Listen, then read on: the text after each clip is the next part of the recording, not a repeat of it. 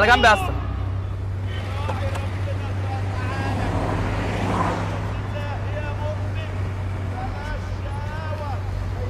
مهندسين يا اسطى. ماشي يا هندسه.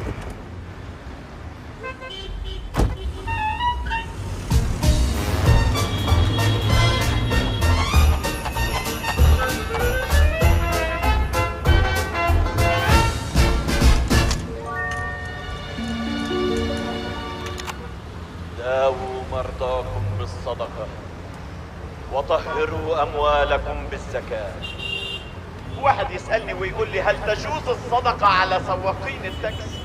أقول له طبعا، دول غلابة وشقيانين وقطع الغيار كل يوم أسعارها بتزيد. جبلن العربية دي ثمنه 700 جنيه. نزلني هنا لو ده سمحت. غير المساعدة. بارك الله فيك. الجسد اللي بتدفعه يا باشا انت قاعد فك بالله يخرب بيتك. خد هنا يا ابن النصابه. انا عارف كان لازمته ايه الحزام ده في وسط البلد. كتفتنا للنصابين يا حكومه. بتقول ايه يالا؟ ده انا بقول ربنا يخليكي لينا يا حكومه، بدعي لها وهخلي امي تدعي لها. احسن حاجه عملتها الحكومه موضوع الحزام ده. والله بقيت مدمن حزام يا باشا. تصور سيادتك ما بيجيليش نوم بالليل الا وانا لابس الحزام وربطه في رجل السرير.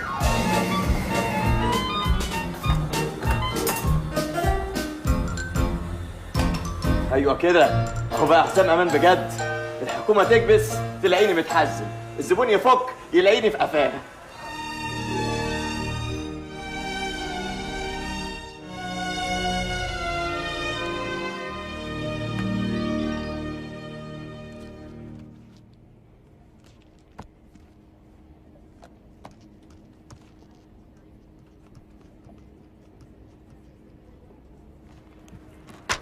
وحشتيني. بص الخطف بقى على ما تفرج. انت اتجننت؟ عاوزهم يرفدوني وبفضيحه؟ فضيحه ليه؟ ده انا خطيبك. محدش عارف هنا انك خطيب، انت المفروض جاي تستعير كتب وبس. يعني انا عارف اقابلك بره منه لله ابوكي. وايه اللي انت عامله في نفسك ده؟ ده الحزام المحمول.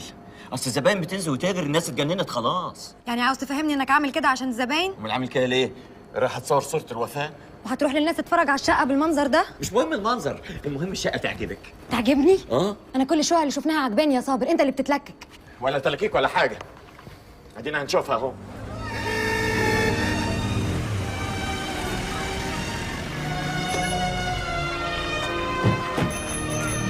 ثانية يا وفاء. حواري تاني. من الاول مش عاجبك يا صابر؟ طب والله العظيم لا. خلاص يلا يلا. استنى بتتخانقوا ليه؟ يا عم احنا ما اتخانقناش، احنا بنلعب تاني. بيلعبوا تنس بالطوب، بكره يقلبوها سله وتلاقي الجزم داخله لنا من الشبابيك. يلا بس. استنى استنى. ايه يا وفاء؟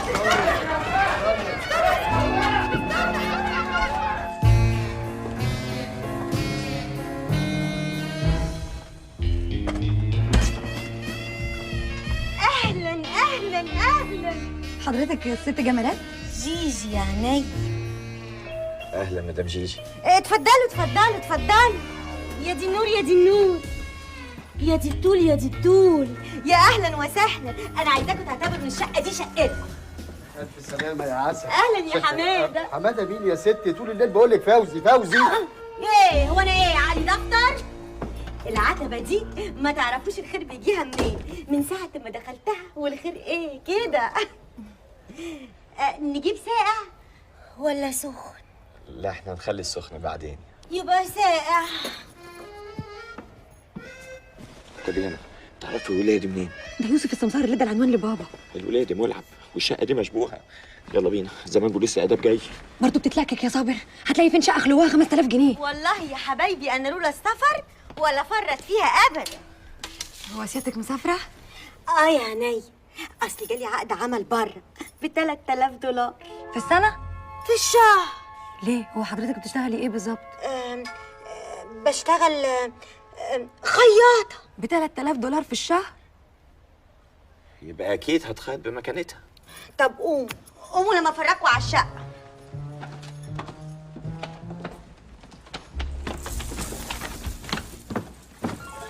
يا ساتر يا ساتر. ايه ده؟ الله الله الله، ده فوزي مكركب الدنيا خالص. انا حاسس ان الحكومه جايه دلوقتي. اتفضل تعال. بلكونه بقى انما ايه، بحري وهواها يرد الروح. يا خرابي منوره يا حبيبتي. يا راجل حرام عليك، مشغل المروحه عليك وسايب نفطس. اول مره اشوف كاوتش ابيض. ده مش البلكونه بس اللي هواها بحر، ده المنطقه كلها جايبه هوا على بعض. يا لهوي راجل! استوري نفسك يا وليه. ايه يا جدع انت ازاي تدخل علينا واحنا قلعين؟ ادخل عليكم فين يا عم؟ انا بعين بلكونه الشقه اللي مش هشتريها. قوم تدخل علينا اوضه النوم من غير احم ولا دستور؟ اوضه النوم؟ طب احم ودستور. ها اسمع يا جدع انت، بعد كده لما تحب تدخل بلكونه تاني تبص من ورا الشيش، لقيتنا لابسين تدخل، لقيتنا قلعين يبقى وقت تاني. بقول لك ايه، انا دماغي دي فيها كلاب سعرانه بتجري ورا بعض، لو واحد فيهم لمحك كنت ملصلص كده هيقطعك.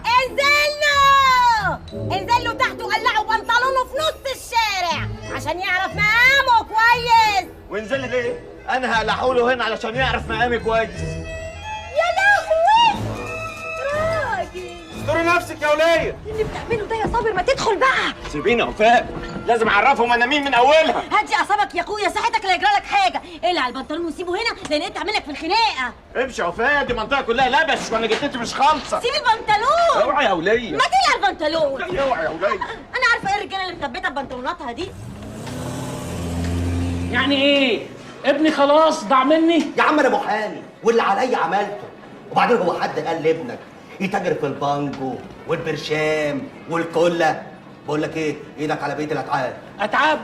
يعني تحبس الواد وكمان عايز اتعاب؟ غبي، ده بدل ما تقول يا ريت وخد اعدام، على الاقل كنت استريحت من مشاويرك لابو زعبل وجاي من ابو زعبل وفلوس ولحمه وزيارات. طب ايه راي حضرتك امبارح زبون خد اعدام وجه وقعد مكانك هنا بمنتهى الشياكه ودفع كل فلوسه وواد وشه بدر؟ واللي بعد اذنك يا باشا انا رايح اتعدم. انا هقوم امشي قبل ما ارتكب جنايه الليله دي. انا عايز حقي بدل ما احطك في منهج الطاح. اوعى ايدك دي. ماشي، هاخد حقي من المحكمه. انت نفسك كمان، الناس كلها بقت كده، ما حدش عايز يدفع اللي عليه. اوعى يا عم، دي كلها مساجين. على سيحه طقم ليمون وشاش للحبايب. وعندك 3 ليمون خلاط و4 شيش. ايه ده ايه ده ايه ده ايه ده ايه ده؟ خد هنا، انت بتعمل ايه؟ ايه اول مرة تشوفها؟ ده الحساب القديم اللي عليك، وما تقوليش الحساب يوم الحساب. لا انا اقول زي ما انا عايز، القديم ده يتنقل في الدفتر والجديد يتقيد. طب واللي هيتنقل في الدفتر هيندفع امتى؟ يدفع تاتا والجديد طازه بطازه. طازه بطازه؟ اه. بقول لك ايه، صبح تاتا 2 في 3. ها الكلام دون بقى تقوله للمعلم صاحب القهوه علشان انا اتخنقت. يا معلم فلفل! ايه بتزعق ليه؟ ايه الفضايح دي يا معلم؟ مش لازم الزباين كلها تعرف ان انا مديون. ما تبطل فنجرة على اللي رايح واللي جاي عشان تقدر تدفع اللي عليك. ايه؟ انت بتزقني يا فلفل وانا اهم زبون عندك؟ طب ايه رايك بقى ما مش داخل القهوه دي تاني؟ الله يكرم رزقك معايا. اهدى انا كده يا صابر. يا شوقي ما تهديش يا شوقي. اهدى مالكش الا فلفل. يا شوقي الناس بس بيروح تاني يا شوقي. مالكش الا صابر. تعالى كده شويه. حاضر اهدى. يا شوقي زد يا شوقي. انا هنص عادي اهدى. حاضر يا فلفل. ادي كوعي اهو. ادي كوعي اهو لحد دخلها. واهو. بس يا شوقي. بس يا شوقي. اهدى مالكش الا صابر. يا شوقي. خلاص ما تزعلش قوي كده. هو الحساب بيزعل ولا ايه؟ لا ما بيزعلش. شوف حسابك كام انا مستعد ادفع. ايه؟ مسحتوا الحساب؟ بس انا حاسس هما 2 شاي و3 ميه. لا واحد عنب انا خدته. خلاص احنا بشاي على حسابي وهندفع تاتا. ايه؟ تعالى تعالى يا خدمتكم. هذا سيحه. هات البوليس.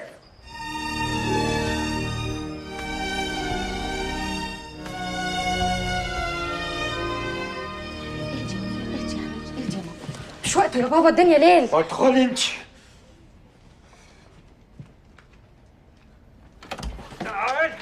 تعال اسمع، وقف الحل اللي احنا فيه ده ما ينفعش. تقدر تقول لي الشقه اللي شفتها ما عجبتكش ليه؟ ده هرة ضيقه قد كده، والشقه اللي شفناها كان مبيت فيها فوزي. وانت يعني كنت لاقي؟ خلاص فرجت ومواسعه ان شاء الله. ايه؟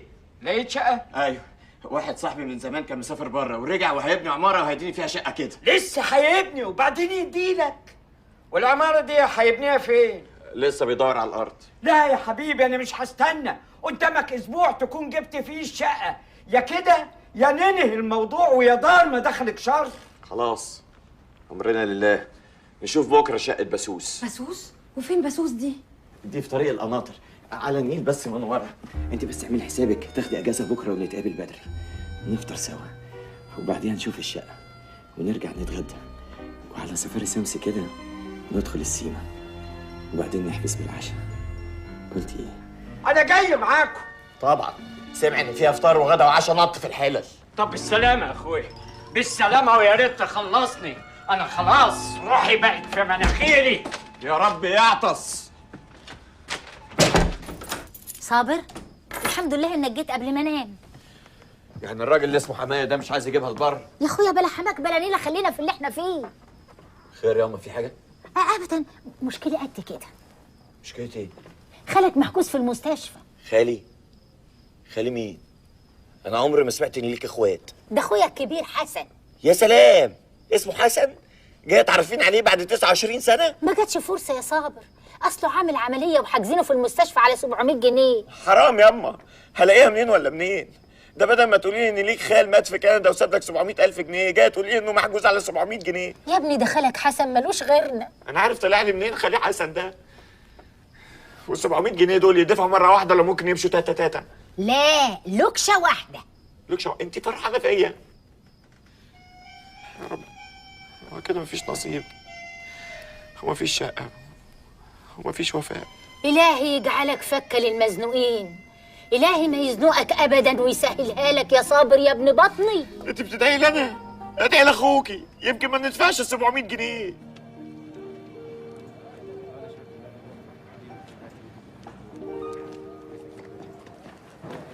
خلاص يا دفعنا الحساب واستلمنا الافراج.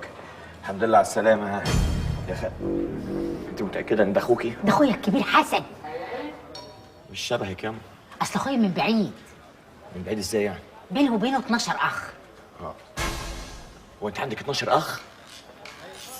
فرصه سعيده يا خالي. انا مش عارف يا ابن صابر اشكرك ازاي، لكن لو تتم جميلك عليا. اؤمر يا خالي، عايز ايه؟ الدكاتره قالوا لي اني محتاج لعمليه تاني، ويا ريت تعملها بره مضمونه بنسبه 90%. والعمليه دي تكلف قد ايه؟ 30,000 دولار يا ابني. دولار؟ واذا ما عملتهاش ايه اللي هيحصل يعني؟ هموت. اتكل على الله. انت بتثبت فيها ليه؟ ده الموت علينا حق. يلا ياما.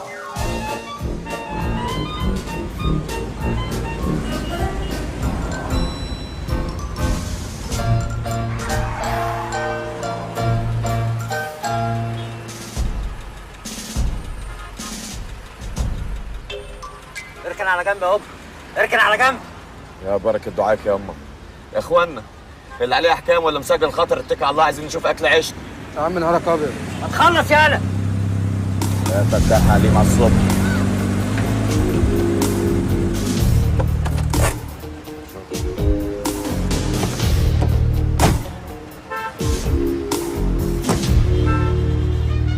ايه اللي انت عامله في نفسك ده يالا؟ ده الحزام يا باشا، طول النهار شده من سخونية الموتور لزق يعني. لزق؟ هات رخصك يالا.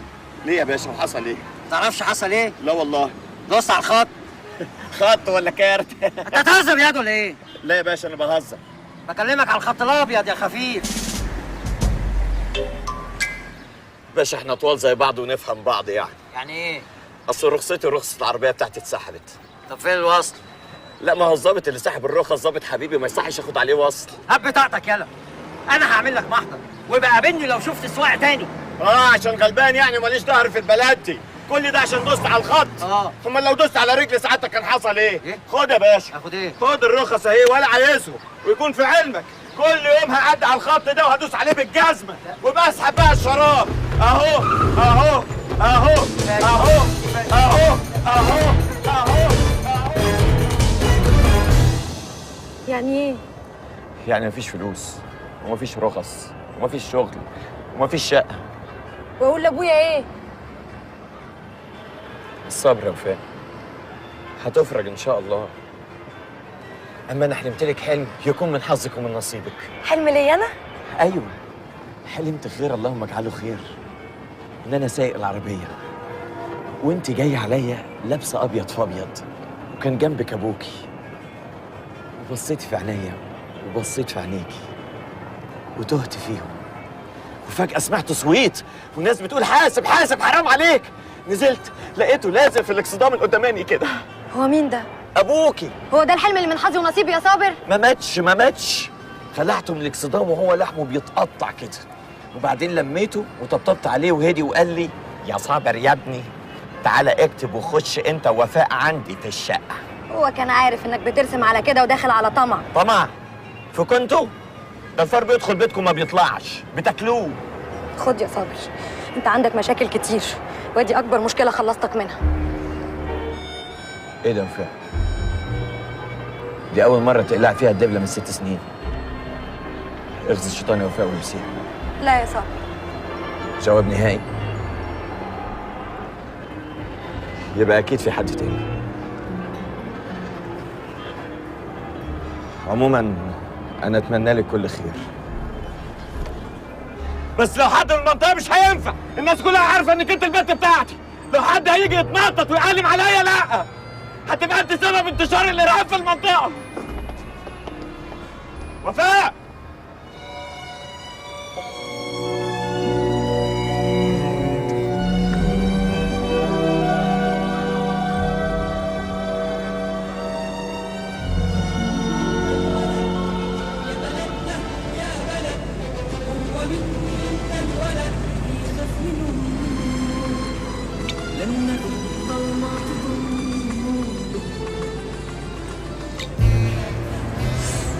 ايه ده بص ايه معايا في المصلحه دي؟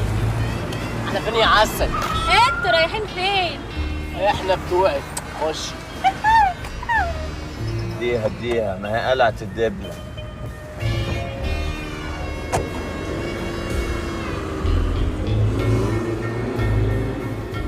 انتوا اسمكوا ايه؟ انا اسمي فتحي وهو اسمه فتوح. وانت اسمك ايه؟ شكيرة. الله احنا هننصب من اولها. بتقول لك شكيرة، دي بالكتير قوي شكارة. قشطة، اليوم الابيض بيبان من اخره. اطلع بينا على مارينا. دوامي يا معلم. يا اهلا يا اهلا يا اهلا. ده ايه النور ده؟ مارينا نورت. هي دي مارينا. يعني هي دي شكيرة. قشطة. طب واللي تحب عريس صاحبتها وما تقعدش دقيقة في بيتها تبقى شكيرة ايه؟ شنكوتة. اتفضل يا قمر حتة على ما اقسم. لا انا مش هقدر اكل، انا هشرب معاكم بس. مش بقول لك اليوم الابيض بيبان من اخره. خد يا قط. لا انا عايز تذكرة بانكو. بانكو؟ سامع بالشوق، زكيبة عايزة بانكو. كده بانكو يا قمر. طب اطير انا بقى على البانكو، بس استناني. ما تاكلش لوحدك. حلاوتك يا كادلك.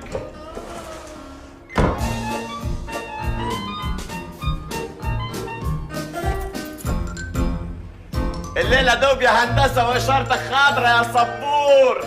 عايزة هوا. هوا ايه؟ انا شايف ان الهوا كده مظبوط، اكتر من كده مع السخونية هتفرقعي.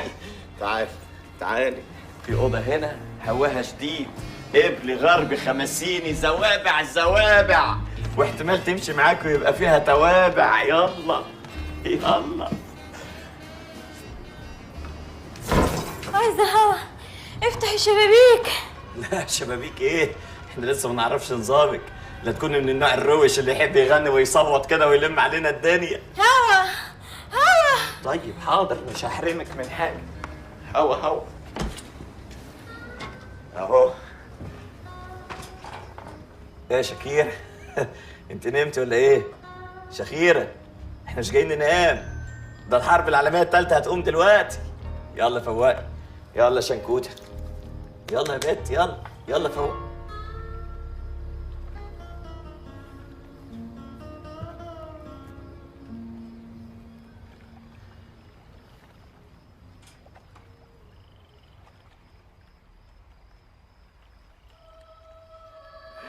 يا نهار اسود، يا نهار اسود، دي ماتت. يا نهار اسود ومنيل. يا لهوي يابا. يلا بوليس، انا عارف في الاول ان احنا متراقبين، مين؟ مين؟ افتح يا معلم. ايه وشك اصفر، شكلك ما استنتنيش. هي اللي ما استنتش يا شوقي. ادخل شوف المصيبه اللي انا فيها. شاكرة ماتت يا شوقي، ماتت. وحش مفتري، عملت فيها ايه يا مفتري؟ انا ما عملتش حاجه، ده هي قالت عايزه شويه هوا وبعد كده ماتت. ماتت وكان نفسها في شويه هوا. بقول لك ايه، سيبنا بقى من كل ده، هو خلينا نشوف هنعمل ايه في ليلتك السودا دي. هو اليوم الاسود بيبان من اوله. كان ابيض من شويه. هو عامل زي التاكس، حته بيضه وحته سودا، حته بيضه وحته سودا. بقول لك ايه، ما تولولش فيها، خلينا نشوف هنعمل ايه في الجثه دي دلوقتي والنبي. جثه؟ هي خلاص بقت جثه. انا طول عمري فقري، يبقى ضاع في ايدي بص اجي ابص هتبقى جثه. يا لهوي. ما هي دي الحقنه بتاعت امي، دي حقنه عضل، وامي عقبال ما بيطلع لها عضل بتاخد وقت. هستأذنك. بقول لك ايه انت هتسيبني في المصيبه دي وتروح فين؟ حس بعضل امي يا شوقي. ما بحسش. ايه اللي حصل؟ النور قطع. خليك جنبي في الليله السوداء ديت. عفريت يا شوقي. اجري يا معلم.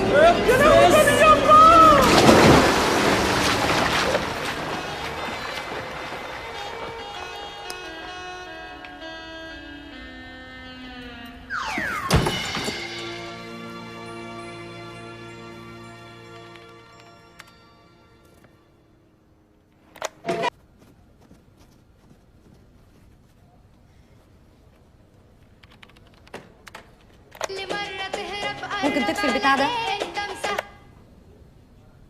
إذا كنت فاكر إني هرجع لك بالطريقة دي تبقى غلطان.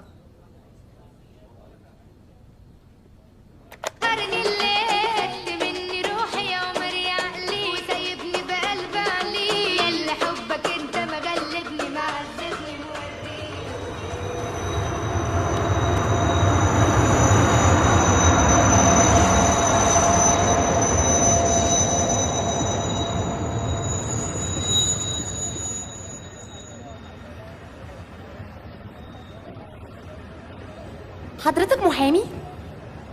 لا، أنا بكالوريوس تجارة، صابر الطيب. آخر حاجة كنت أتوقعها إن ألاقي مواطن بيقرا الدستور.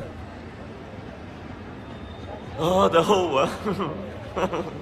لا اصل انا من ناحيه القرايه قرير، يعني دودة قرايه. ده الدستور ده انا حافظه صم. انت شاوري كده على اي ماده تلاقيني كررت لك لاخر الكتاب. معقولة؟ جربي. طب ممكن تقولي مادة 25؟ ماده 25، ماده 26، ماده 27، 28. صم بقول لك. لا صحيح، أنا قريت الدستور أكتر من مرة، وكل مرة بقف عند مادة 25 ومادة 30 مش فاهم منهم أي حاجة خالص. بس كده المادتين دول 25 و30؟ أنا فاهمك أنا. أهي المادة 25 أهي. لكل مواطن نصيب في الناتج القومي، لكل مواطن، يعني أنا وأنت لينا نصيب في يعني أنا ليا نصيب؟ أنت فاهمة حاجة؟ مادة 30 الملكية العامة هي ملكية الشعب. أنا الشعب، يعني أنا عندي أملاك.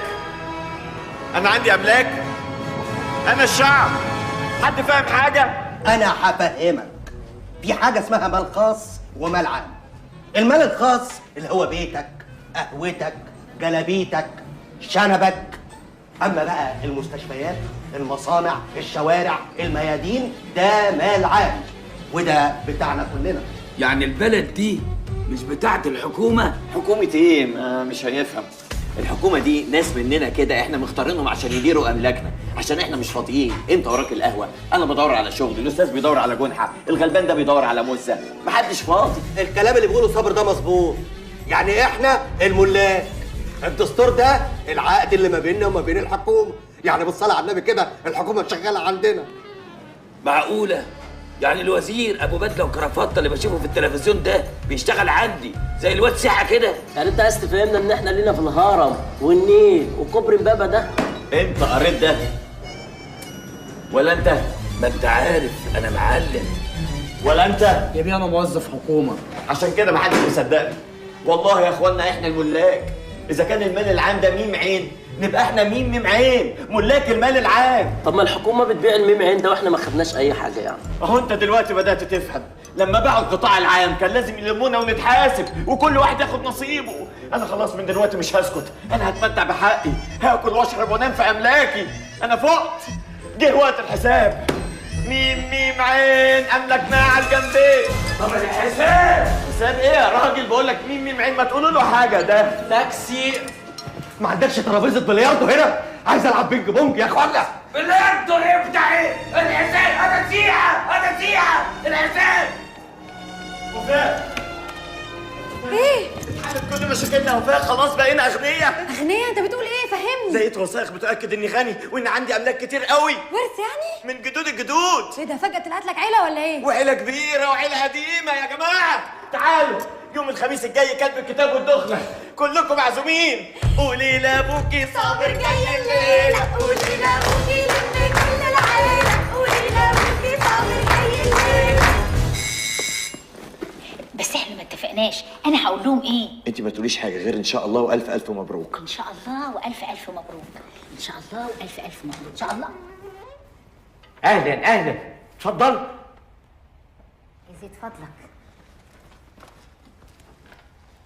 بقى يا راجل يبقى عندك ورث وما تقولناش. والله يا عم ما كنت اعرف، انا عرفت كده بالصدفه. يبقى اكيد الحاجه كانت عارفه.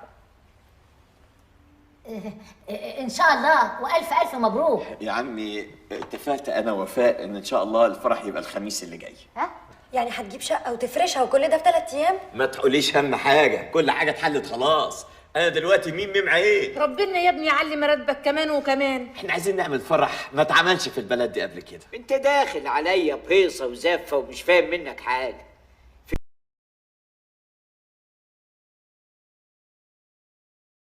ايه؟ ما تدققش معاك في الحاجات دي، ده الواد وارث. خليه يكتب قبل ما الفلوس تعميه ويغير رايه. خلاص يا صابر، وموافقه يا سيدي حلفتني بالغاليين. الفرح الخميس الجاي. الف الف مبروك يا محمود. قصدي يا عمي. تحبوا نعمل الفرح فين؟ انا بقول نعمله في الاستاد. الاستاد؟ لا ضيق. ضيق ايه؟ الناس دي كلها هتاكلها ازاي؟ تعرف صلاح سالم اللي بيودع الجيزه؟ نعمله بوفيه مفتوح، والحلو ناخده في الدراسه وانت نازله من على الدائري في طريق المحور كده.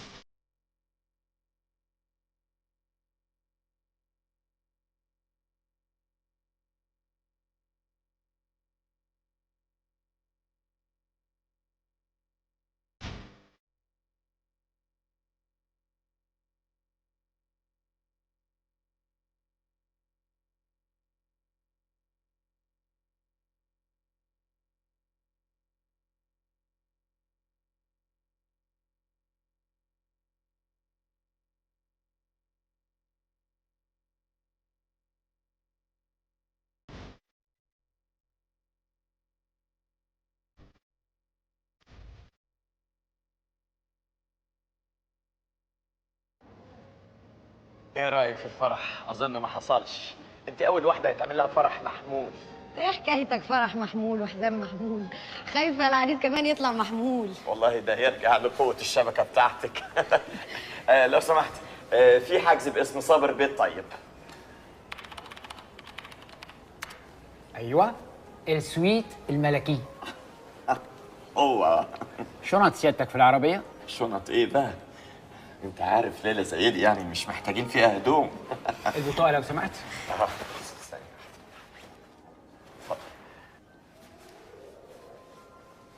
Avec nos meilleurs vœux pour les jeunes mariés. Félicitations. شغلوا قناه تانية عندكم كتير انتوا. تعالي تعالي نعمل دماغ فسفور في الاول.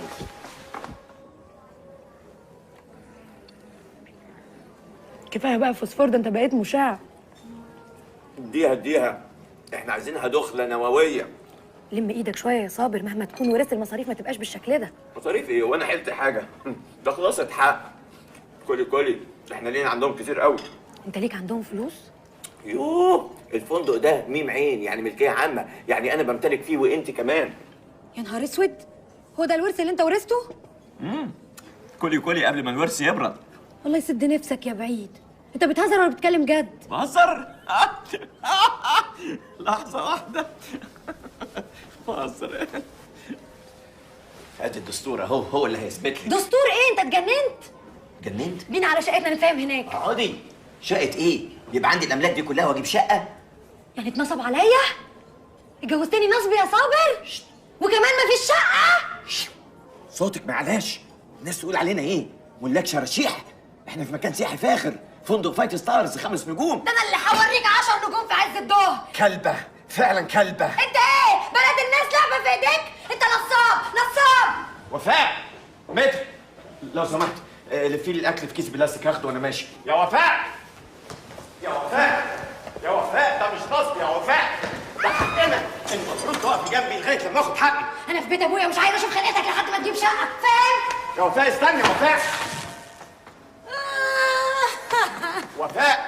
يا وفاء اتفضل معايا لو سمحت. كويس انك فكرتني، كنت هنسى البطاقه وكيس الاكل. هات لي كيس الاكل وهات لي معاه ده وانا اشوف البطاقه. يلا لو سمحت يا فندم، عايز البطاقه. صابر الطيب. كيس الاكل لو سمحت.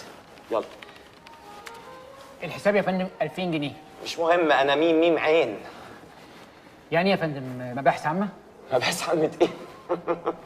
ده وقته ما قراش الدستور. طب اقول لك ايه، الفندق ده قطاع عام ولا لا؟ ايوه يا فندم. انا بقى احد ملاكه، الدستور بيقول كده. يعني حضرتك مش هتدفع؟ ادفع ايه؟ انا بقول لك انا ميم عين. طيب اتصل انا بشين سين وهم يتصرفوا معاك. مين شين سين دول؟ شرطه السياحه. اتصل. انت وضعت نفسك تحت طائله القانون. انت عطلت عريس عن القيام بمهام عمله في ليله دخلته. انت عارف دي عقوبتها عندي ايه؟ خير اللهم اجعله خير. استر يا رب. وفاء خير يا بنتي، كفاله الشر. في ايه يا وفاء؟ ايه اللي حصل؟ ما حصلش. انت فاهمه حاجه؟ يا راجل بتقول لك ما حصلش. ما حصلش. ما كان مستعجل قوي. عامل لي رياضي واعمل فرحي في الاستاد وراجل ب7 ادوار. اخص على دي رجاله. طب اما اشوفك يا صابر.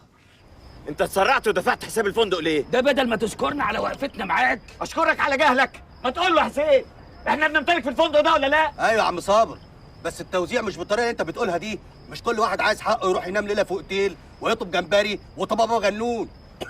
الحكومه برضه لها كيانها. هتقول لي كيان للدوله وكيان مش عارف ايه. كلمني كلام افهمه. اديكوا شايفين الحال، مزنوق ومتنيل على عيني، وفي نفس الوقت عندي الاملاك دي كلها.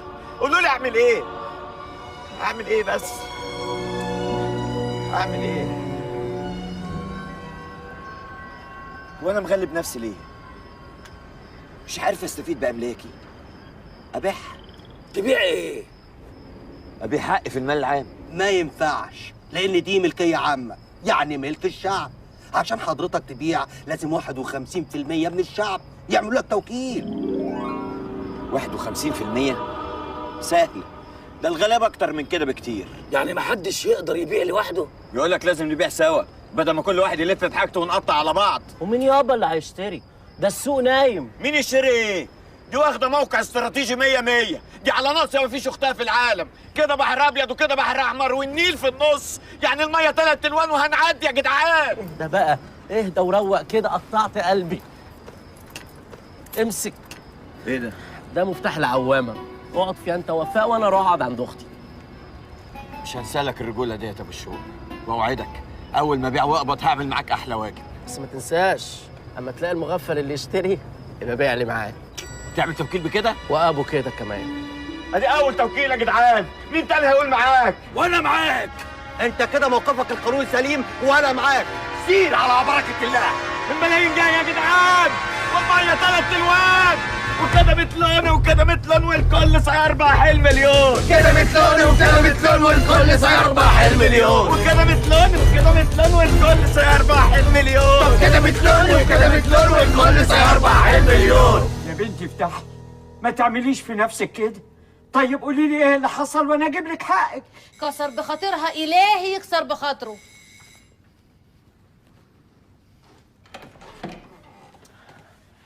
مساء الخير يا عمي. خير؟ هو اللي يعرفك يشوف خير. البنت ترجع ليلة دخلتها ودموعها على خدها. لما انت مش قد الجواز بتتنيل ليه؟ يا جماعه مفيش داعي للشوشره، المشكله اتحلت خلاص. مشكلة ايه اللي اتحلت؟ المشكلة اللي عندك ملهاش حل.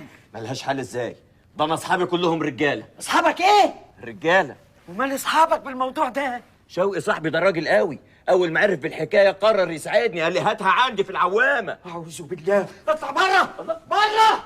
ده بدل ما تبقى راجل متساهل ومتفاهم. ايه يا عمي الصحاب لبعضيها. بره قبل ما اجيب اجلك. اسمع، لا انت لازم تطلعها دلوقتي حالا، فاهم؟ هتطلعها يعني هتطلعها. انت مكبر الموضوع ليه؟ هي مشكلتي انا بس، دي مشكله كل الشباب. هو كل الشباب بتنيل زيك كده؟ معظمهم يعني. انت بني ادم مش محترم، يا هتطلعها يا اقتلك. يا عمي الوضع كده غلط. سيبه يا بابا. انت جاي ليه؟ ايه يا وفاء؟ ما انت سمعت كل حاجه. ولحد امتى هتفضل معتمد على شوقي؟ لحد ما الحال ينصلح، 2 3 كده. وافرض شوقي زهق؟ حسين موجود، فلفل موجود، انا اصحابي كلهم رجاله. بره بره قبل ما اجيب سكينه اقتلكوا انتوا الاثنين. انت خلاص اتجننت رسمي. طلعني يا عايزك ما حدش من اصحابك وقف معاك. بره بره بره. ما تزقش طيب. بره. انا مش فاهم انت محموق ليه يعني. بره يا اخي بره. على اصحابي يا اخي. يعني انت بالتوكيل ده ما تقدرش تطلق مراتي؟ بقول لك ايه، ده انا لسه قدامي نص الشعب، يعني لو في مليون منك الصومال هتبيع في الاول. بس انت متاكد ان نصيب الواحد منا يطلع مليون جنيه؟ يا عم ده بالميت قوي ده، وانت رافع ايدك كده يعني. يا اخوانا احنا مش عايزين ننق من اولها. وبعدين انا بحذركم، اي حد هيضرب بطاقه عائليه عشان ياخد فلوس زياده هيتهرش. انا صايع وحافظ الشعب كله، واحد وعيل عيل. ما المصيبه انكم مش عارفين قيمتها يا اخوانا. ده الميه 3 الوان، يلا يا جدعان. حساب المشاريب. حسابي ايه ده وقته، بقول لك الميه 3 الوان. يلا يا اخوانا. يلا يا عم يلا يا عم.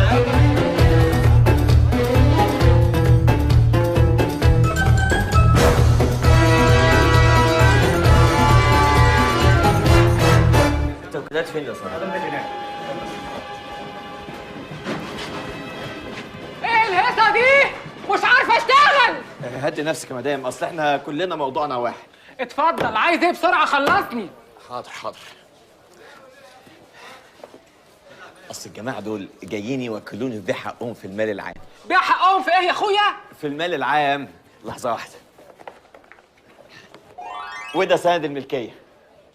ايه ده؟ كتاب؟ ده الدستور يا مدام. هو البانجو اشتغل هنا كمان؟ بانجو ايه يا مدام؟ انا جايب لك الدستور مش دفتر بفره. انا عايز حد فيها يتكلم معاه يا جدعان. فين الامن؟ طلعهم بره بره. انا عايز المدير. فين المدير؟ عايز اتكلم مع المدير. ايوه يا سيدي، عايز ايه؟ يا فندم دول اهل الحته وجايين يوكلوني في بيع حقهم في المال العام. المال العام؟ حقهم في المال العام؟ ايوه يا فندم، وادي مواد الدستور اللي بتاكد كلامي.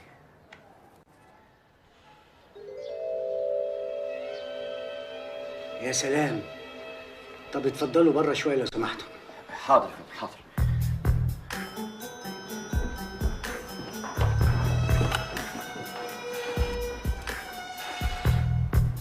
الو، اكلم سياده الوزير لو سمحت.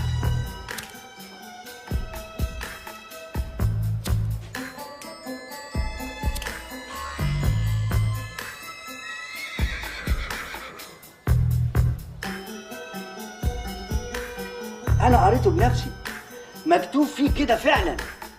تحت امرك يا فندم، مع الف سلامه. الاخوه الموظفين ياخدوا البطايق من الجماعه بتوع المال العام ويعملوا لهم التوكيل. بس تسهيلا للاجراءات يا ريت تسيبوا البطايق بتاعتكم وبكره تيجوا على التوقيع واستلام التوكيلات. كده بتلون وكده بتلون والكل سيربح المليون. كده بتلون وكده بتلون والكل سيربح المليون. كده بتلون وكده بتلون والكل سيربح المليون. كده بتلون وكده بتلون والكل سيربح المليون. كده بتلون وكده بتلون والكل سيربح. ادخل يا وفاء، تعالي تعالي، خلاص حلوت. الحكومة وافقت والناس بتوكلني عشان أبيع. تبيع ايه؟ انا سبتك تخرف قدام ابويا، ممكن تفهمني عاوز تبيع ايه والمين؟ معقولة؟ ده وقته؟ دي ليلة دخلتنا، أنت إيه؟ حجر؟ ما عندكيش إحساس؟ ده أنا بحبك يا بت، بحبك. طب احط شنطتي في انهي اوضه؟ دي ولا دي؟ لا دي، أصل دي هواها شديد قوي وزي ما تقولي كده عتبتها وحشة، إنما دي إن شاء الله هتبقى عتبة السعد علينا. يا بركة دعاك يا أمه. انت صابر الطيب؟ ايوه يا فندم، انا طاير الصيب، صاير الطيب، صابر الطيب، ودي مراتي حلالي والله العظيم حلالي، بس لسه ما دخلناش. هاتوه. وفاء خلي بالك من نفسك يا وفاء، بقول لك ايه، ما تقعديش في الصاله عتبتها وحشه، ولا اقول لك روح عند ابوكي، الظاهر العوامه كلها عتبتها وحشه، الله يخرب بيتك يا شوقي.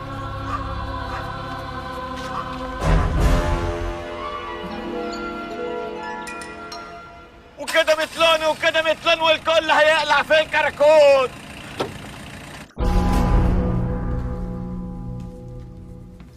ها، افتكر معايا صابر ما جابش سيره اي دوله في اجتماعاته معاكم؟ ايوه، هو كان دايما يقول ان الدول اللي ممكن تشتري هي الدول اللي حاطه عينها علينا من زمان، واللي حضرتك شايفه يا باشا عامله. انا سايب القهوه لوحدها والواد زمانه خاربها. طب امضي هنا. انا بختم يا بيه.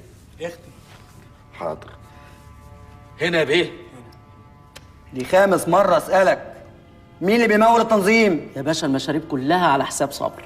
وصابر بقى بيجيب فلوسه منين؟ هو بيدفع، ده كان مدوخ فلفل على الحساب، كل شويه يقول له تاتا تاتا لغايه ما خلى الراجل يزحف على ايديه.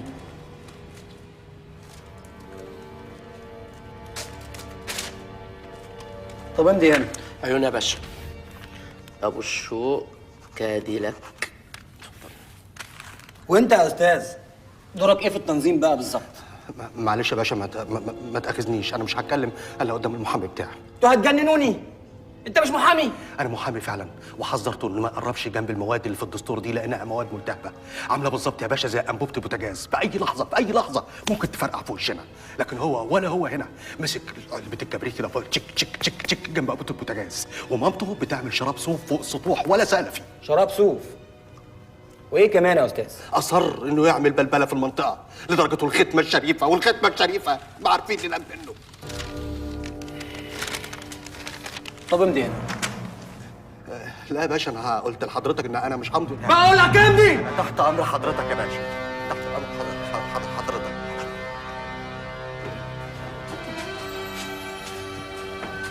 اهلا بالزعيم، اهلا بقائد التنظيم، اتفضل. مساء الخير.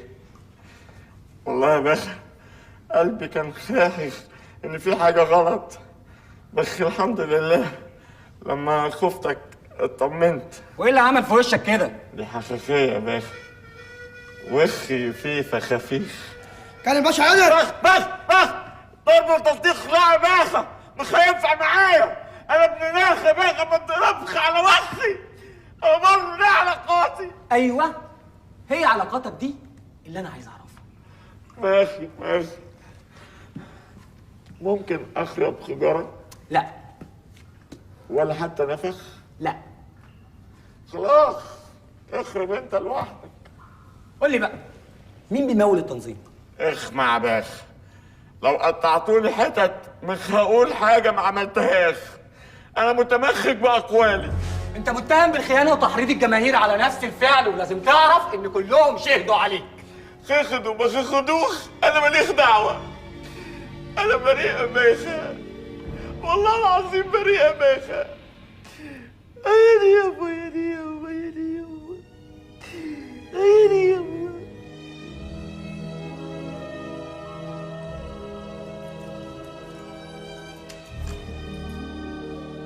ده لولا انه محبوس على ذمه قضيه كبيره انا كنت عملت له قضيه تانية. ده مثير للشغب. ده من يوم ما وصل ما بطلش هتافات وخطف المساجين. عزلته عني وحبسته بالانفرادي. جربت تجلده يا فندم؟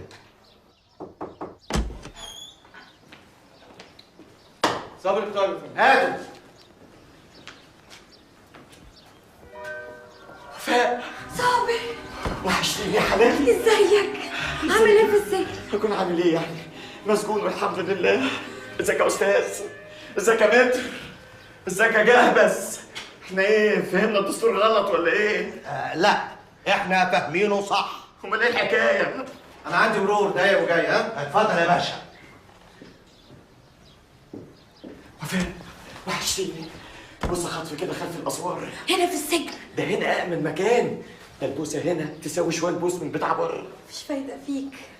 ايه؟ انت بتعمل ايه؟ كده انا هتسجن. بقول لك ايه، سيبك من اللي انت فيه دلوقتي. ميعاد المحاكمه قرب.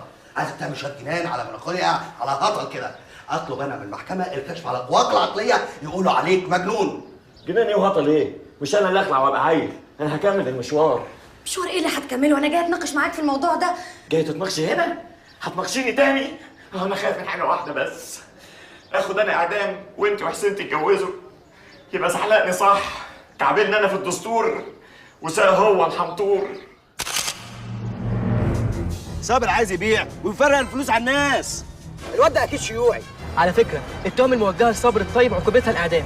الواد ده روش طح، عامل زي اللي طلع الهرم ونط عشان يقيس الزمن. اعترافات تفصيليه للمتهم الاول في تنظيم البيع. الواد ده حمار، عايز يبهدل البلد ويدخل اجانب تاني. ما ينفعش حمار يسوقنا. شوقي. ايه يا متر؟ انا خايف جدا. خايف من ايه؟ انا اول مره ادخل محكمه. جمد قلبك كده يا اخي وجمد قلبك. الله، عندي صداع هيخلي مناخيري تتنطر من وشي. ابن حلال امسك يا متر، برشامه هتخليك كده. بقول لك يا شوقي انا ماليش في السكه بتاعتك دي. انا بتاع السكه دي؟ ده اخويا اللي محبوس ده يا متر. ماشي، براءه ان شاء الله. يا رب. محكمه. ما تقلقش يا صابر، ده عيالك. لا إلهي يا لا ابني. بلاش هنا ياما، ابوس ايدك. بسم الله الرحمن الرحيم. نادي على القضية الأولى. القضية رقم 113 المتهم فيها صابر الطيب بالتخابر مع منظمة ميم ميم عين. الادعاء يتفضل. سيادة الرئيس، حضرات السادة المستشارين، القضية المطروحة أمامكم اليوم من أخطر قضايا العصر. قضية خيانة، خيانة الوطن، خيانة الأمانة، قضية إرهاب من نوع جديد، إرهاب فكري وترويج للأفكار الهدامة. شوقي ايه؟ هم بيتكلموا سيادة عن مين؟ الرئيس، اكيد عليك انت طبعا. يا نهار اسود منيل، يا نهار نحن اسود أمام منيل. خائن أراد أن يبيع تاريخ الكفاح الوطني لهذه الأمة في مقابل مبلغ من المال، مستغلا في ذلك جهل وفقر شريحة كبيرة من أبناء الوطن. اعتمد المتهم على المادة 25 والمادة 30 من الدستور، لكنه أغفل المادة 33 التي تنص على أن القطاع العام له حرمة، وأنه ينبغي على كل مواطن الدفاع عن هذا القطاع وحمايته. لكننا نحمد الله على أن مصر فيها رجال يؤمنون بالعدل، يؤمنون بالوطن، فقضاؤنا قادر على أن يقف في وجه كل خائن فلا تأخذكم به شفقة ولا رحمة. لذا فالنيابة تطالب بتوقيع أقصى عقوبة على المتهم، وهي الإعدام شنقا، ليكون عبرة لكل خائن.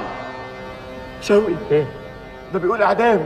سامع. يا نهار اسود. الدفاع يتفضل. دورك يا أستاذ، دورك.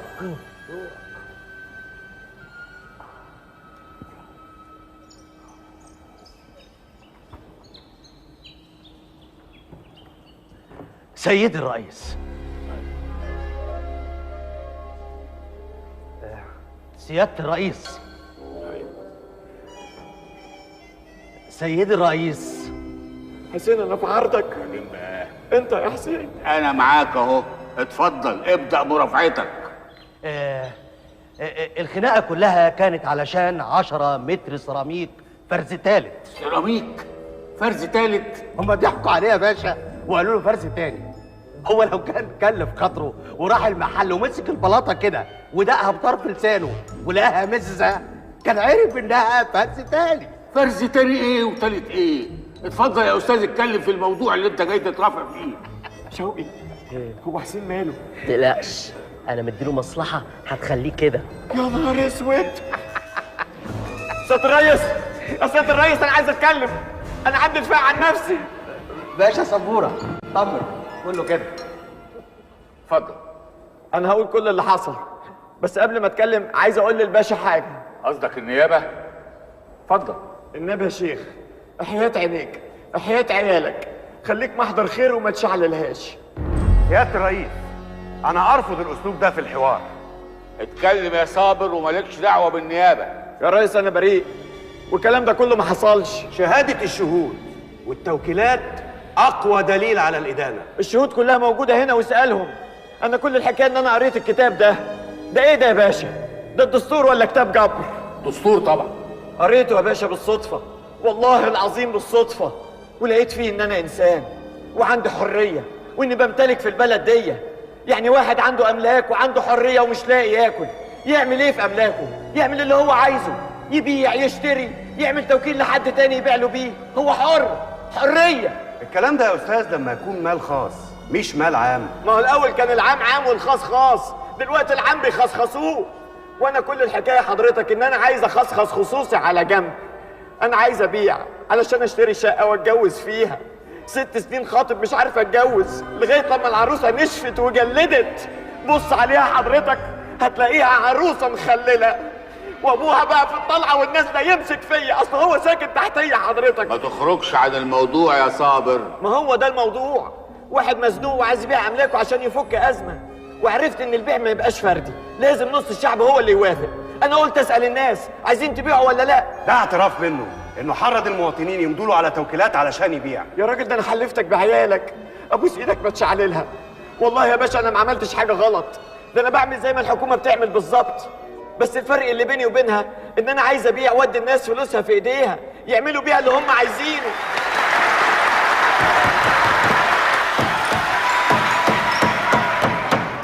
لو حصل زيطه تاني انا هخلي القاعه. يا باشا المفروض اللي يكون مكاني ويتحاكم على الخيانه ناس تانيه مش انا. مدير شركه هبش نص مليار وخلع، ده خاين وابن كلب. واحد هبش البنك في مليار وخلع، ده خاين وابن كلب. لكن انا غلبان وطيب وابن كلب، والله العظيم يا باشا غلبان، وكل امل اني اعيش مستور. والله العظيم يا باشا اللي تشوفه حضرتك وانا راضي بحكم العداله. والله انا غلبان. ياني يابا ياني يابا ياني يابا. الحكم بعد المداوله. وبعد كده ان شاء الله براءة، وانا بدعي لك من قلبي يا صابر يا ابن بطني. كفايه يابا كفايه يابا كفايه يابا.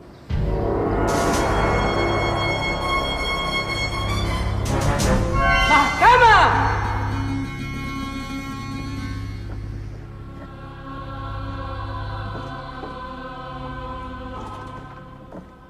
بعد الاطلاع على الدستور وتطبيق مواد القانون، حكمت المحكمة حضوريا ببراءة المتهم.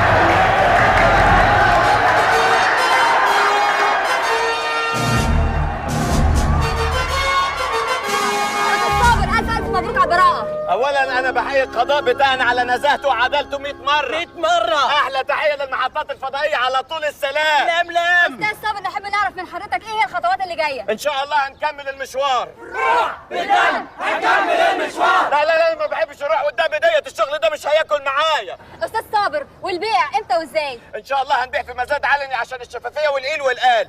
أما حكاية إمتى ديت لما نص الشعب يوافق. اللي عايز حقه يعمل التوكيل يا جدعان.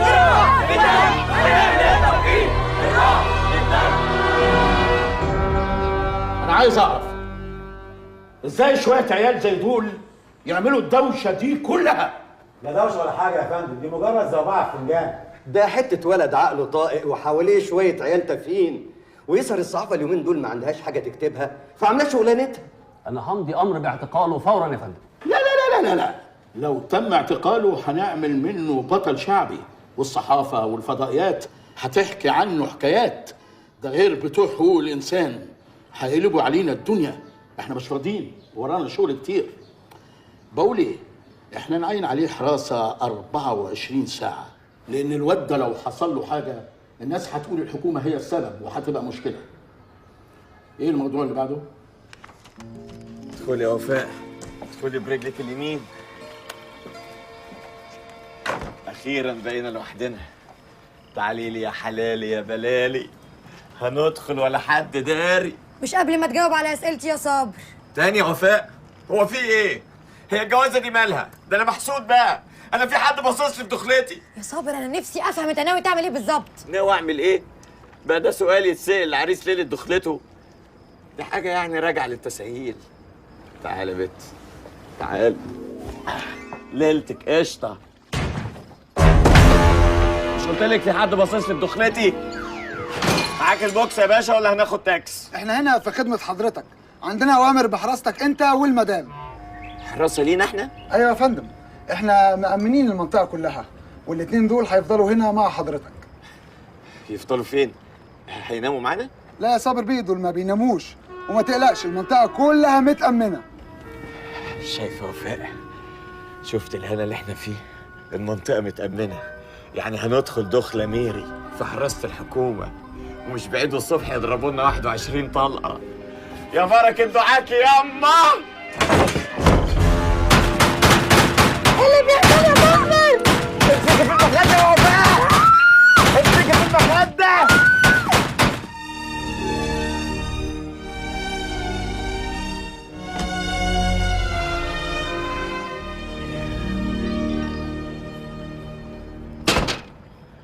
انتوا واقفين هنا من امتى؟ واقفين طول الليل يا فندم. سمعتوا حاجه؟ سمعنا كل حاجه يا فندم، بس في حاجات ما كانتش واضحه. بس طبعا تخيلتوها. لا يا حبيبي، لا يا اخويا، الحراسه مش على باب اوضه النوم، الحراسه بره. يلا يلا.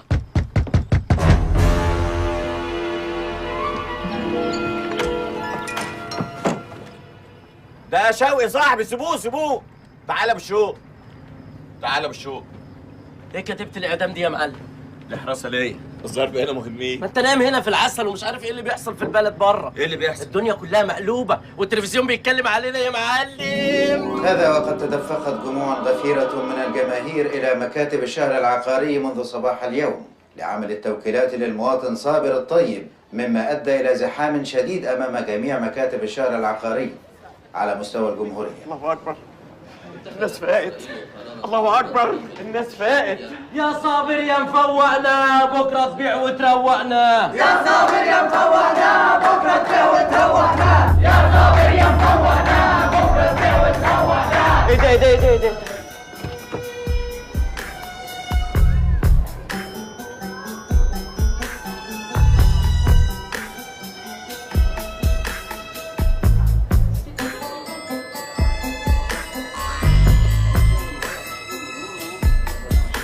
مستر صابر، ايوه فندم. هنا موسى مندوبة محطة TTA الفضائية. اهلا وسهلا. ممكن اتكلم مع حضرتك؟ انا يا لهوي. طبعا طبعا. طب يا اخوانا معلش، كل واحد يشوف مصلحته. ها دوس يا معلم. سيحة، نعم. تعالى تعالى. تشربي ايه؟ كابوتشينو. ازاي يعني؟ هنا بيعملوه تقيل شويه وابيض. يمشي؟ يمشي. هتلاقي سحلب. يلا. طب ممكن نخلي كلامنا في العربية؟ في العربيه؟ ماشي اوكي، اتفضل. ما شاء الله ما شاء الله، دي اوضتين وصاله دي. لو بدرت ليله كنا عملنا ليله الدخله فيها، ومع المطبات بقى ما اقولكيش. مستر صابر، نعم. إيمانا من المحطة بأهمية الحدث الكبير اللي أنت عملته. بما أنك أصبحت دلوقتي من أهم الشخصيات الموجودة على الساحة، شكرا. بنقدم لك عرض يا ريت يلاقي قبول من حضرتك. عرض إيه؟ المحطة بتعرض على حضرتك مستر صابر إنها تمول الحملة الإعلانية للبيع بكل مصاريفها. وده في مقابل ايه حضرتك؟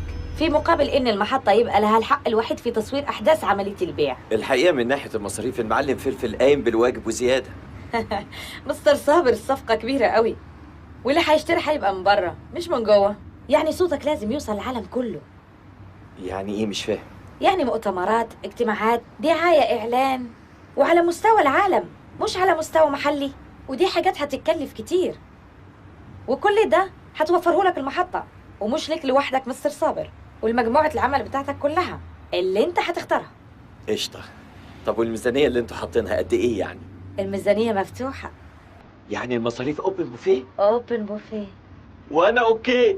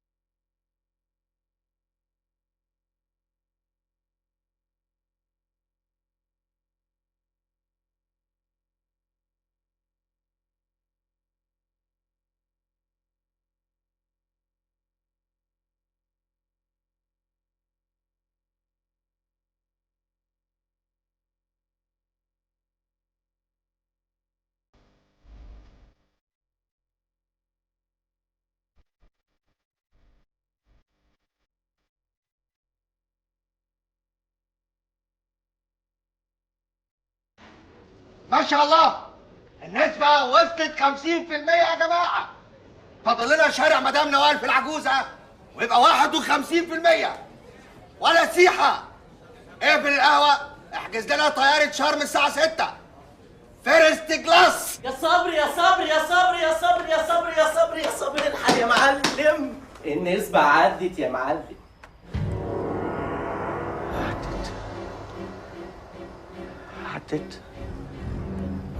عدت. بتتكلم جد يا شوقي؟ ياد ام المتر حسين كلمني دلوقتي وقال لي هو جاي في السكه والنسبه عدت يا معلم. عدت يا وفاء، النسبه عدت. عدينا معاه، عدينا يا معلم. ابو الشوق حبيبي، الملايين جايه يا ابو الشوق. عدينا يا ابو الشوق.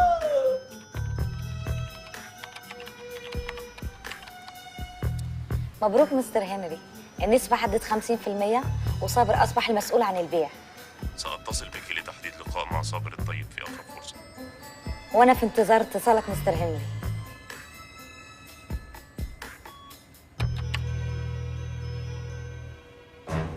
يعني ايه؟ يعني ايه حدد ميعاد جلسة مزاد؟ ولد زي ده يبيع المال العام واحنا نقعد نتفرج عليه؟ ازاي؟ الغريب في الموضوع يا فندم ازاي قدر بالسرعه دي يحصل على الاصوات دي كلها؟ ده يا فندم زي ما يكون وباء وانتشر في البلد كلها. دي ظاهرة لابد من دراستها. قعدت تقول لي زوبعة فنجال زوبعة فنجال وتهون من الموضوع، ودلوقتي لسه عايز تدرس وتحلل وتكتب تقارير، مش كده؟ أنا قلت من الأول نعتقله يا فندم. احنا بلد ديمقراطي بيحكموا القانون، وللأسف الواد ده ماشي قانوني وبعدين اعتقلوا ازاي وهو معاه اكتر من نص الشعب؟ زوبعه فنجان مش كده؟ ومين في الاخر اللي هيشرب الفنجان؟ مش انا؟ ايوه انا طبعا. جيبوا لي الواد ده هنا فورا. ايه ده؟ ايوه، اهتمي بالركبه شويه، حاولي تفرديها على قد ما تقدري. دي بقالها سنين متنيه في التاكس. وات؟ ركبه. ركبة؟ اللي بتلعبي فيها اسمها ركبه. حاولي تتكي على الركبه، طلعي من رجلي الاكسراتير، وانت خليكي في الدبرياج، رجرجي فيه على قد ما تقدري. محدش يلعب في الفرامل. اشتغلوا على طول على طول. بقرعش بقرعش. انت هنا بتعمل ايه؟ بتعمل ايه؟ بقرعش، اصلي اول مره اكتشف اني بقرعش من ركبتي. طبعا اذنك بقى يا اختي، وريني كده هتقرعش ازاي. انت ايه؟ بتحل كوبلت. اتفضل معايا لو سمحت. حضرتك مين؟ مباحث. انت مش ملاحظه كل ما تمد ايدك عليا بيطلع لي ظابط؟ هاتي. خلي شوقي معايا على الخط. اتفضل يا باشا.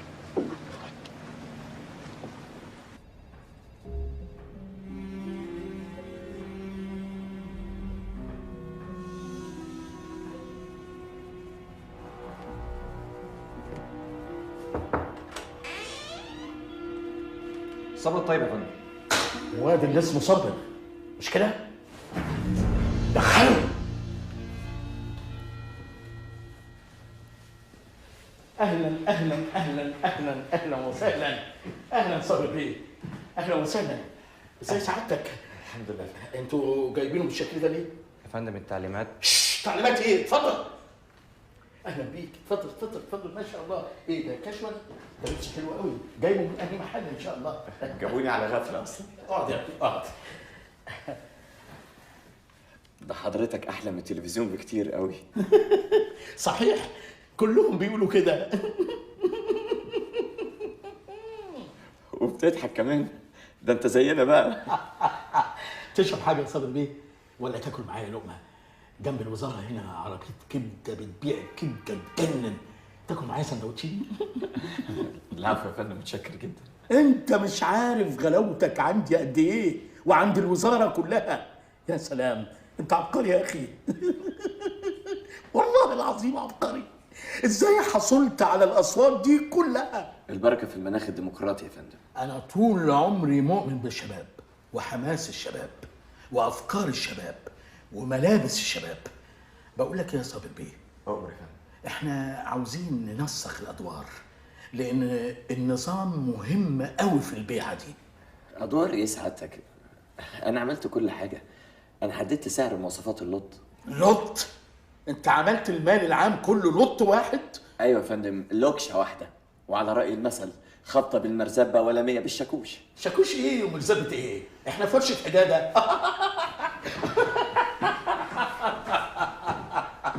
مرزبه وشاكوش. يا صابر بيه افهمني، ده اقتصاد دوله والبيع بالطريقه دي فيه اهدار للمال العام. يا فندم حضراتكم بتخصخصوا وتبيعوا ومحدش قال لكم حاجه. يا اخي فهمني يا صابر بيه، احنا كوزاره بنبيع واحده واحده، شركه شركه، مصنع مصنع، عشان نحافظ على اقتصاد البلد والاسعار ما تهبطش. قصد حضرتك تاتا تاتا. تاتا تاتا. حلوه. يا باشا، انا صاحب نظريه تاتا تاتا ديت. دي نظريه بطبقها لما اكون انا اللي هدفع، انما في حاله اني انا اللي هقبض يبقى مفيش غير نظريه طازه بطازه. طازه بطازه؟ ايه النظريات دي؟ ايه طازه بطازه دي؟ لقيتها في فرن ولا قريتها في كتاب؟ ايه حكايتك؟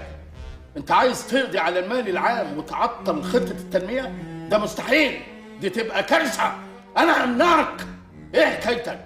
سكتنا له ودخل بحماره؟ بعد اذنك يا فندم. الو. ايوه شوقي. لا مفيش حاجه يا شوقي. لا طمن الناس، انا بخير. يجوا فين؟ دول 40 مليون. المكان هنا ما يستحملش. لا يا شوقي حاول تهديهم انت، احنا مش عايزين مشاكل مع الحكومه. لا سعاده الباشا ده راجل طيب وزي العسل. والله ده كان عايز يعزمني على كبده من شويه. لا ما انت عارف ما باكلش من الشارع. والله هو يطمنك بنفسه. خد يا باشا. مين ده يا صابر بيه؟ مين؟ ده شوقي صاحبي، طمنوا عليا وخليه يهدي الناس. قلت لي اسمه ايه؟ ابو الشوق كاديلاك. ايوه يا شوقي بيه، ازيك يا كابتن كاديلاك؟ لا كل شيء تمام، اطمن وطمن كل اللي عندك. لا تيجوا هنا ازاي؟ بقول لك ايه، ان شاء الله كلها ربع ساعه وصابر هيبقى عندكم باذن الله. مع السلامه. شكرا. ايه يا صابر يا ابني؟ قلت ايه؟ الناس هي اللي تقول. الناس غلابه وتعبانين وعايزين يعيشوا. طب لازم تعرف بقى ان الدوله لها حقوق في الاموال دي، لها ضرائب بانواعها، لها دمجات، لها رسوم بيع. ايه رايك بقى؟ عندك العيب يا باشا، الدوله تاخد حقها والناس تاخد حقها. قوم يا ولد، اطلع بره بره.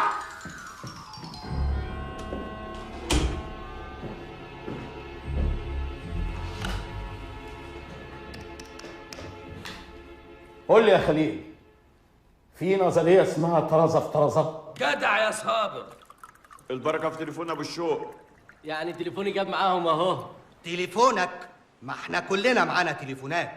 هم سابوه لما عرفوا ان انا المحامي بتاعه. وقعد يقول لي الاسعار هتهبط وخطه التنميه مش عارف هيحصل لها ايه. قال كلام كتير قوي. الكلام ده يخوف يا صابر. انت ايه قلقت ولا ايه؟ انا ما قلقتش ولا حاجه، بس بقول لك الكلام ده يخوف يا صابر. صابر، ايوه انت لازم تستريح شويه عشان النهارده عامله لك حفله تجنن. حفله تاني غير دي؟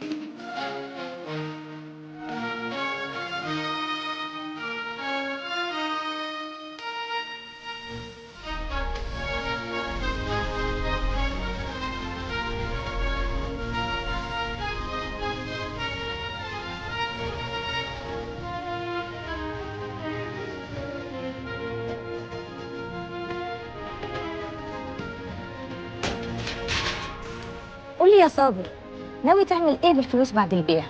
اكيد في دماغك مشروع كبير. لو الواحد فعلا طلع له مليون جنيه مش هيكفيني شهرين ساونا وتدليك. مليون جنيه ايه يا صابر؟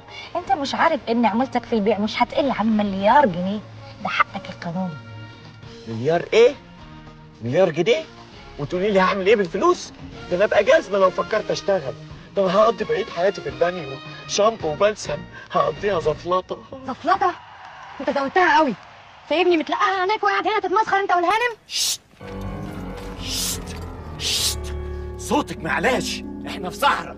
المفروض تتعلمي تتكلمي ازاي. في حاجه اسمها اتيكيت. اتطوري بقى. اتطوري بقى؟ ماشي يا صابر، هتطور.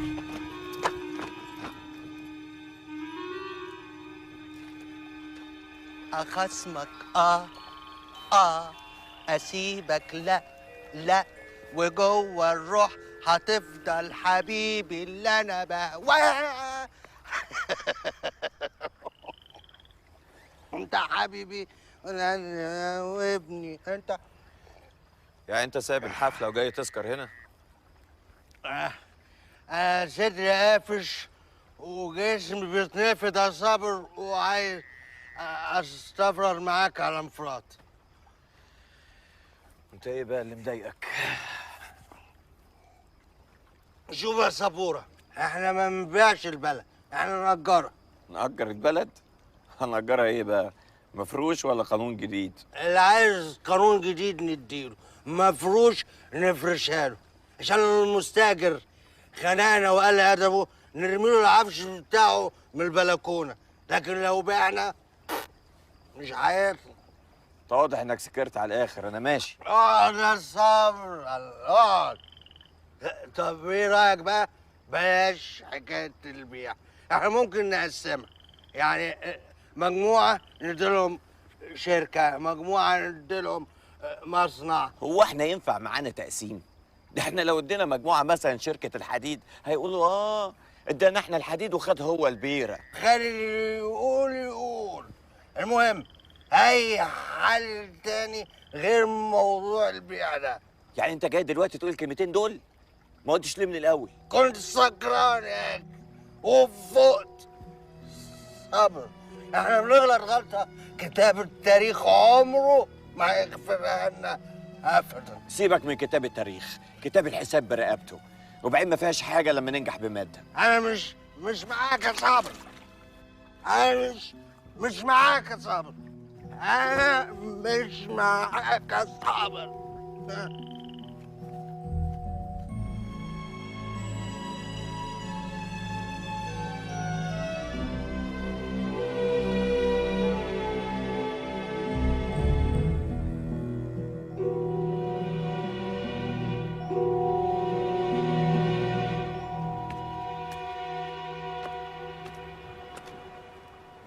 هلو صابر. هلو هنا. ايه ده؟ ايه اللي انت العاده؟ ايه مالك؟ تطوير. مش انت اللي قلت لي لازم اتطور؟ انا قلت لك تطوري مش تتهوري. اجري يا مدام، اجري البسي هدومك. يا سلام، ما هي قاعده قدامك اهو بالمايو ليل نهار وما نزلتش عينك من عليها. هي تقعد بالمايوه وتقعد ملط، هي حره ملهاش جزء يلمها، انما انت لا. انا مش قادر اصدق اللي انت لابساه ده. اجري اجري، ده انا اللي اسمي جوزك، عمري ما شفتك كده قبل كده. اتفضلي. لا حمش وعندك مبدأ. انا في بيت ابويا ويا ريت تطلقني بهدوء بدل ما افضحك على الفضائيات. كلبه تفضحيني انا؟ وفاء، وفاء يا وفاء.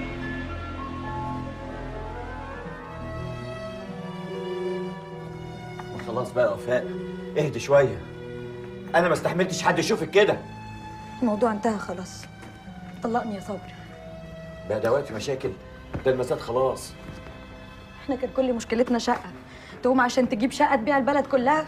فوق يا صابر، فوق وحس باللي بيحصل حواليك. لا فوق انت بقى، انت اللي مش دريانه بايه اللي هيحصل لنا. ده الملايين جايه. مش عايزه الملايين دي، خليها لك انت والاموره اللي لحست مخك.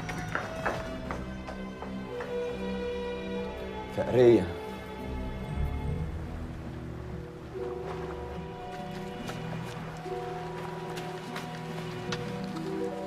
ايه ده ايه ده ايه ده؟ انت ايه اللي لبسك؟ انا افتكرت انك ما بتحبش حد يقلع قدامك. ايه اللي بيحصل بس؟ انا بتفهم غلط اليومين دول. بالعكس انا ما بحبش حد يلبس قدامي. اقلعي اقلعي. مصر. مصر؟ ليه؟ عندنا ميعاد مهم جدا. ميعاد مع مين؟ مع مستر هنري صاحب المحطة، ويا ريت يا صابر تعرف تعمل معاه شغل، ده هيفيدك جدا. من النهارده اعتبري نفسك صبر الطيب، واللي فيه مصلحه اعمليه.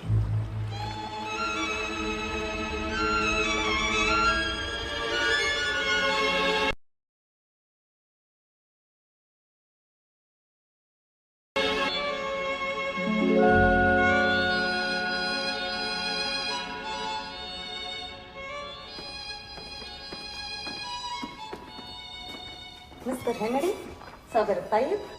مش معقول. ازاي حضرتك يا فندم؟ ازاي حضرتك؟ ما حدش هيصدق ان انا قابلت الباشا. والله ما حد هيصدق. لا انا مش ماشي غير لما اخد صوره مع حضرتك. هو حضرتك برضه صاحب المحطه؟ مش ممكن. انت بتعرف مستر هنري؟ ومين ما يعرفوش؟ ده من اشهر رجال السياسه في العالم. وأنت أيضا أصبحت من أهم زعماء المنطقة. زعيم مره واحده. ده بس من ذوقك يا فندم. مستر صابر، أنت تعلم أن لنا مصالح كثيرة في هذه المنطقة الحيوية من العالم. طبعا طبعا، ده واضح جدا. نريد أن نتفق على بعض النقاط حول موضوع البيع. تحت امرك طبعا. نتفق على اي حاجه. ممكن مزمزيل توطي الراديو بتاعها شويه؟ نحن نعلم أن البيع سوف يتم عن طريق المزايدة العلنية. ايوه مظبوط، على عينك يا تاجر، واللي ما يشتري يتفرج. لكن نحن نرى أن يتم عن طريق الأظرف المغلقة. ولماذا؟ حتى نتمكن من السيطرة على الممارسة. قصدك ايه يعني؟ ايه الممارسة دي؟ أنتم حددتم نصيب الفرد من البيع بمبلغ 1,000,000 جنيه، ونحن قبلنا هذا السعر. قبلته؟ طب واحنا هنقطع برزق الناس ليه يا باشا؟ مش يمكن المزاد يسخن والسعر يزيد وعمولتي كمان تزيد؟ وبعدين احنا بنتكلم في ايه؟ ده المزاد خلاص بكره. انت في ايدك كل حاجة يا صابر. اما من ناحية العمولة فاي رقم هتطلبه هيكون فورا بحساب باسمك في سويسرا. سويسرا؟ انا ما عنديش جواز سفر. بس دي كلها مفاجآت يعني، مفيش وقت، مفيش. انا الحقيقه مش عارف اقول ايه. مستر صابر، تأكد اننا سوف نفوز بالصفقة غدا، سواء اتفقنا او لم نتفق. يا ده انتم مصحصحين قوي، ما بتسيبوش حاجه للظروف، تخططوا صح وتنفذوا صح. بس انا محتاج احسبها مع نفسي شويه.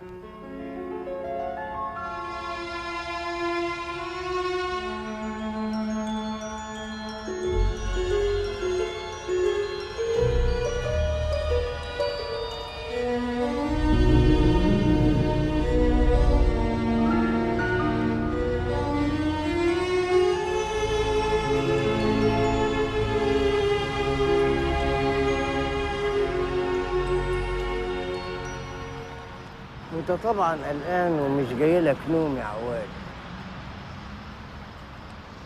عواد مين يا عم؟ انت مش عارفني؟ انا اسمي صابر. انا اللي صابر، لكن انت بقيت عواد. تاني عواد؟ تاني وتالت وعاشر كمان. اصل انت ما انتش عارف الحكايه. زمان في الاذاعه كان فيه تمثيليه فيها راجل اسمه عواد، كل يوم العيال يهللوا وراه ويزفوه ويقولوا عواد باع ارضه يا اولاد، شوفوا طوله وعرضه يا اولاد. بهدلوه مع ان الارض كانت ارضه ملكه وما باعهاش للخواجات. فما بالك بقى بواحد عاوز يبيع وطنه، ده بقى يزفوه ازاي؟ انت اكيد من المعارضه، اكيد ما عملتش التوكيل. مش انا بس اللي ما عملتش التوكيل، اجيال كتير ما عملتش التوكيل، ومنهم حسن ابني حبيبي وحيدي اللي استشهد في حرب 73. كان شاب زيك كده كله امل وحياة، لكن ضحى بنفسه علشان نعيش انا وانت احرار. ما كانش يعرف ابدا انه هيجي زمن عواد ويتباع فيه الوطن ودم الشهيد في مزاد.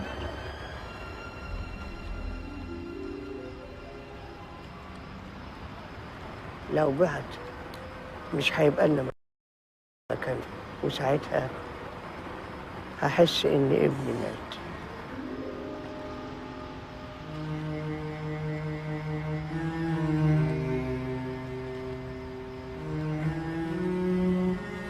ليك حق تقول اكتر من كده، ما هو انت مش دريان بحاجه، انت عايش في غيبوبه. وانت قاعد هنا ليه؟ ها؟ ما تنزل الشارع وتلف، هتلاقي الناس بتكلم نفسها، الناس تعبانه. زمانك غير زماننا، احنا في زمن الغباوه. جاي دلوقتي تحط دم الشهيد في رقبتنا؟ يا راجل حرام عليك، حرام عليك، دول اكتر واحد تعبان في البلد دي.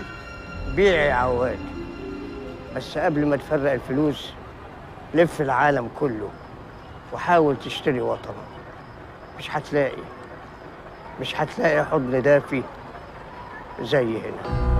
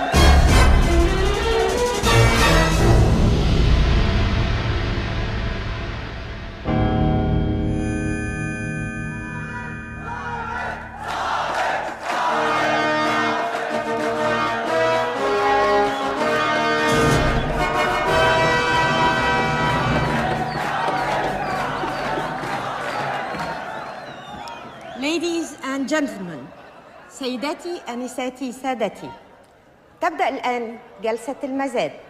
رجاء التكرم بالهدوء. مستر صابر الطيب.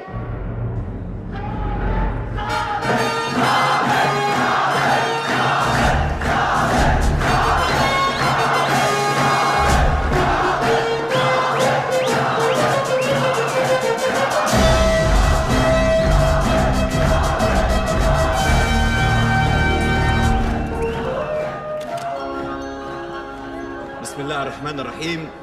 هنبدأ الجلسة وهنبيع الصفقة كلها لوكشة واحدة، يعني لوت واحد، واللوت عبارة عن كل ما هو عام من ثروات البلد وكله واضح في كراسة الشروط. والمزايدة علنية، كلامي واضح وصريح. يعني من النهاردة طريقنا صحراوي ما فيهوش إشارات وما فيهوش ريست، يعني الأظرف المغلقة مش هتاكل معايا، والرشاوي أيا كان اسمها برضه ماليش فيها، والعمولات اللي بتقول عليها حلال ما تنفعنيش، مش سكتي. صابر الطيب ايده نظيفة مش بصابونة ولا بليفة.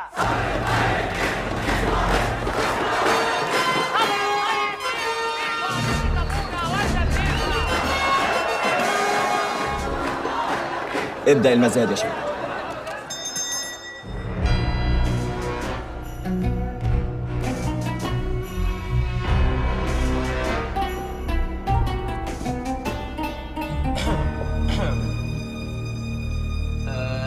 ladies and gentlemen، الصلاة على النبي بقى يا جماعة كده، نصحى مع بعض بإذن الله. والجماعة الخواجات فاهمين طبعا أنا بقول إيه. النهارده البيع على نصيب الفرد في المال العام، ماشي؟ حد بقى يسمعنا كلمة حلوة كده؟ نص مليون جنيه كل مواطن. جنيه؟ بالدولار يا معلمين، بالدولار. خلاص الجنيه من ساعة ما عوموه ضرب الغطس ما قبش تاني. ممكن نسمع بقى بالدولار حاجة لو سمحت هنا؟ 300,000 دولار لكل فرد. لا لا لا لا لا مش عجباني، نسخن بقى يا جماعة، نسخن أكتر. 400,000 دولار. 400,000 دولار. احنا كان كل مشكلتنا شقة، تقوم عشان تجيب شقة تبيع البلد كلها؟ فوق يا صابر. بس كده ما ينفعش، البيعة كبيرة يا جماعة، ما بنبيعش احنا كاوتش عربية هنا. الله، أرقام يا ناس. نص مليون دولار. معايا نص مليون دولار، شكلها هتولع نار. نشاط يا ناس. 600,000 دولار. 600,000 دولار؟ 600 ولسه ولسه.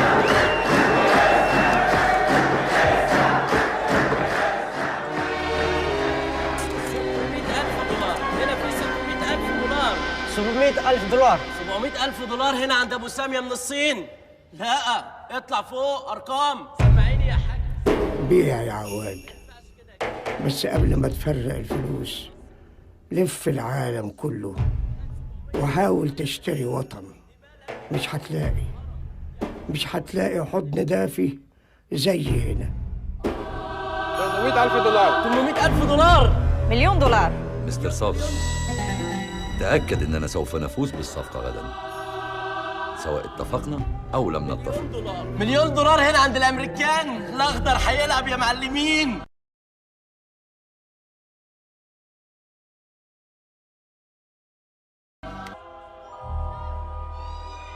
النص تبع ايه بالظبط؟ مجموعة مستثمرين، جنسيات مختلفة. يعني لو رسى عليكم العطا هنرفع علم مين من الآخر؟ مش مهم العلم، خلي حكاية العلم دي بعدين.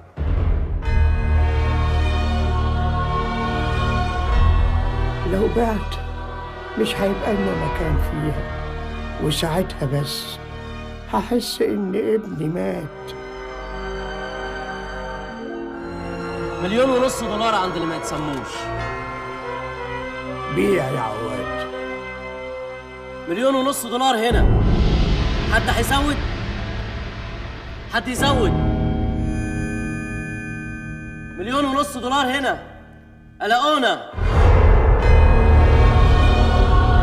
1.5 مليون دولار على دول.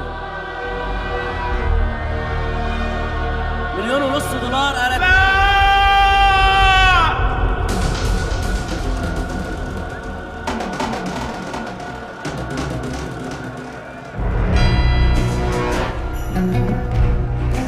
بنبيع يا جماعه. يا نهار اسود ومنيل. السعر مرفوض، محدش وصل للسعر اللي احنا عايزينه.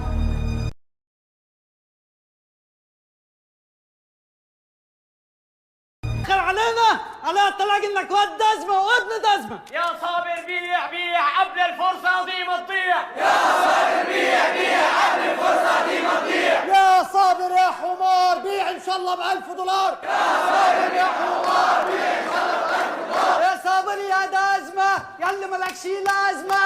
يا صابر يا دزمه يا اللي مالكش لازمه. يا صابر يا دزمه يا اللي مالكش لازمه. يا صابر يا دزمه.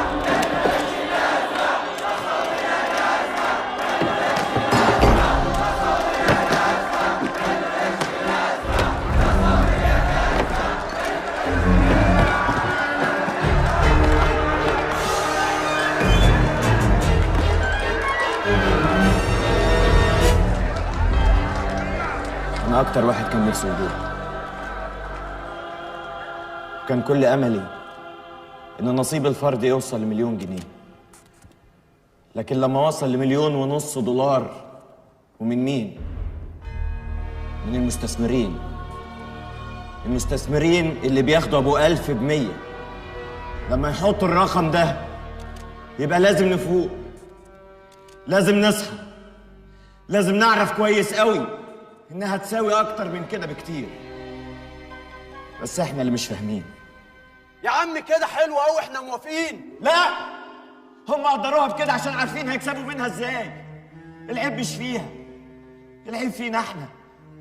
إحنا اللي مش عارفين قيمتها، إحنا اللي مش عارفين نديرها. يا عم ادي العيش لخبازه، طالما مش عارفين نديرها سيبها لهم بقى قبل ما نبيع عيالنا. زمان عشان يدخلوها كانوا بيدفعوا ثمن غالي قوي من دمهم. دلوقتي بالدولار هيدفعوا ويخشوا، وهم معاهم العلم والقوه والمال. هيبقوا هم الساده واحنا العبيد، ومش هيبقى لنا مكان فيها. دوروا على حد تاني يبيعها ويبيعكم معاها. دوروا ما بينكم على عواد، لكن انا مش هبيعها، وحقي فيها مش هيضيع. صبر الطيب يا جربوع، بيع خلصنا من الجوع. مش هنبيع يا جربوع، حقنا فيها ومش هنبيع. مش هنبيع مش هنبيع، حقنا فيها مش هنبيع.